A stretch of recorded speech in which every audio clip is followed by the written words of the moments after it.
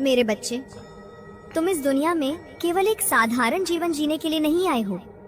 तुम्हें इस धरती पर एक बहुत बड़े उद्देश्य के साथ भेजा गया है। लेकिन जीवन की भागदौड़ और कठिनाइयों के बीच तुम अपने असली उद्देश्य को भूल गए हो।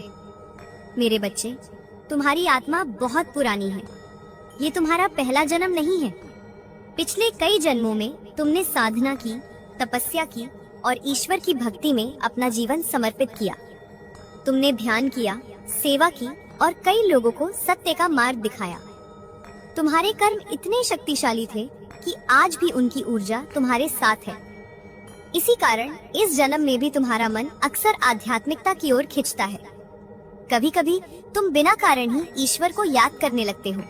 ध्यान में बैठने का मन करता है या किसी मंदिर की घंटी की आवाज तुम्हारे भीतर शांति भर देती है। ये सब संयोग नहीं है, ये तुम्हारी आत्मा की पुरानी स्मृति है।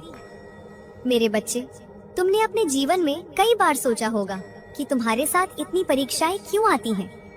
क्यों तुम्हें ही बार बार संघर्ष करना पड़ता है? कभी आर्थिक कठिनाई, कभी रिश्तों में दूरी, कभी मन की बेचैनी। लेकिन आज मैं तुम्हें एक सच्चाई बताती हूँ। तुम्हें तोड़ा नहीं गया, तुम्हें तैयार किया गया है। तुम्हें दर्द नहीं दिया गया, तुम्हें शक्ति दी गई है। तुम्हें अकेला नहीं छोड़ा गया, बल्कि तुम्हें एक ऐसे मार्ग के लिए तैयार किया गया है जहाँ तुम दूसरों के लिए रोशनी बनोगे। जो आत्मा प्रकाश बनने वाली होती है, उसकी परीक्षा हमेशा कठिन होती है।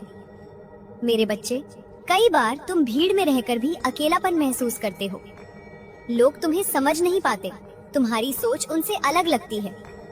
कभी कभी तुम्हें लगता है कि तुम इस दुनिया में फिट नहीं हो रहे, लेकिन इसका कारण ये है कि तुम सामान्य नहीं हो।